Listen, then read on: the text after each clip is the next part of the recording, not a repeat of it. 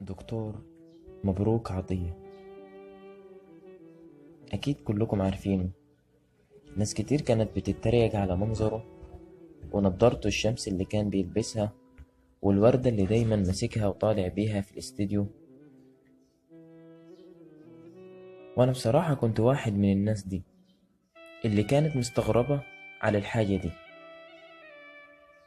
في يوم من الأيام كان في مذيع، المذيع ده بيتكلم مع الدكتور مبروك عطية على إحدى القنوات الفضائية، وسأله عن النضارة والوردة إيه سببهم.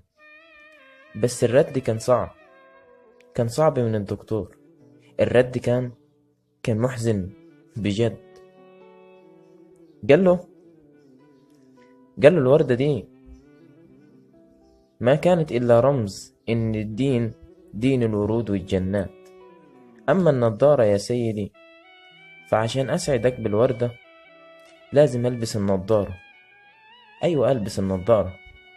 طبعا أنت تستغرب، بس ده عشان ما تشوفش عيني اللي ضيعها طبيب مهمل، ومن ثم اضطريت لإخفائها حتى لا يرى ولا ترى في يدي شيئا يسرك وترى في وجهي شيئا يؤلمك.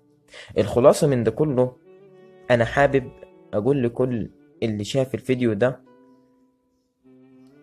ما تتسرعش في الحكم على شخص معين من أول مرة. ممكن يكون عمل كده عشان يحاول يفرحك ومش عايزك تشيل معاه همه. سامحوا بعض، حاولوا تحبوا بعض، الدنيا والله مش مستاهلة ده كله.